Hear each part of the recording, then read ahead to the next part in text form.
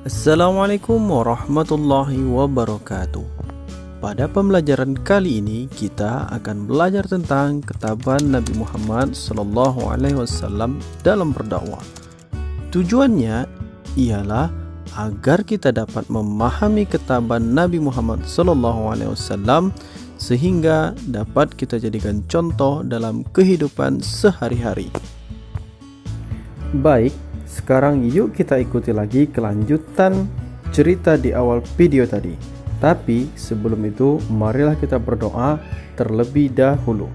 Bismillahirrahmanirrahim. Rabbi zidni ilman warzuqni fahman waj'alni minas salihin.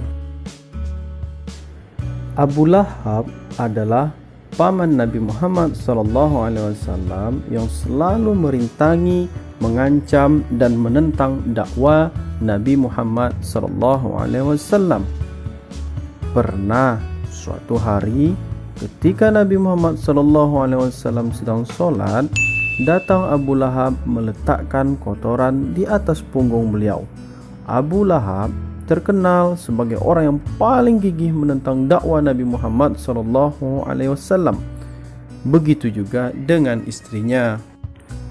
Bahkan balasan dari kekejaman mereka Allah abadikan dalam Al-Quran pada surah Al-Lahab yang telah dibacakan tadi, yang mana dalam surat tersebut Allah menceritakan bahwa mereka akan dimasukkan ke dalam api neraka yang bergejolak.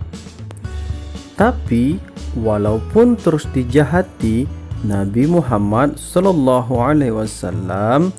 tetap tabah dalam menjalankan dakwanya.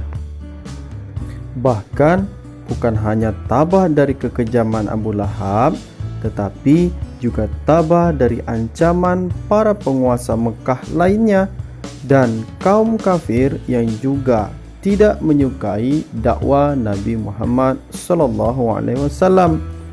Mulai dari menyebarkan kebohongan tentang Nabi, melempari Nabi dengan kotoran binatang saat sholat, hingga memboikot atau mengucilkan Nabi, keluarga Bani Hashim, dan para pengikut Nabi.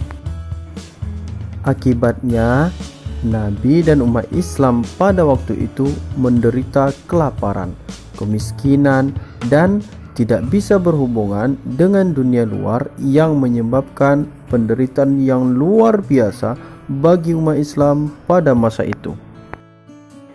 Isi pemboikotan itu adalah kaum kafir Quraisy tidak boleh melakukan jual beli dengan Bani Hashim, Bani Abdul Muthalib, dan umat Islam.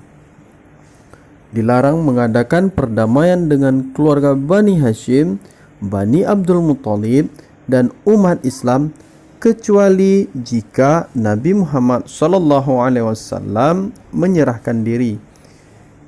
Tidak boleh mengadakan pernikahan dengan keluarga Bani Hashim, Bani Abdul Muthalib, dan umat Islam.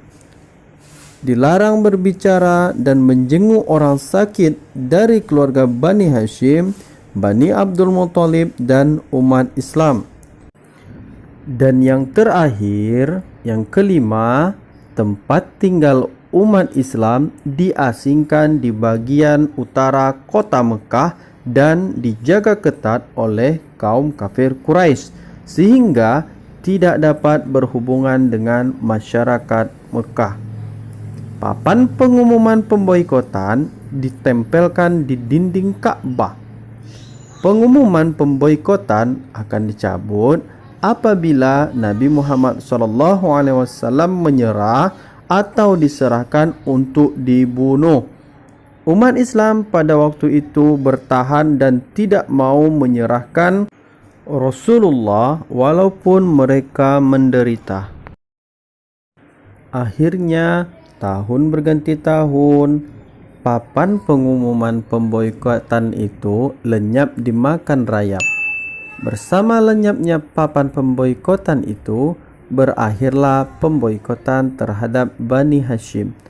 Dalam kenyataannya, Pemboikotan pada saat itu juga tidak mampu memaksa umat Islam untuk meninggalkan agamanya.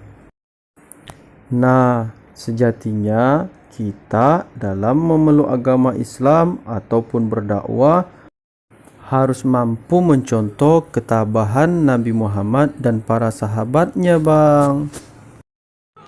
Wah, ternyata ketabahan Nabi Muhammad SAW sangat luar biasa ya saat berdakwah. Kalau gitu, Abang akan mencontoh ketabahan Nabi dalam menjalani kehidupan ini, terutama dalam semangat belajar.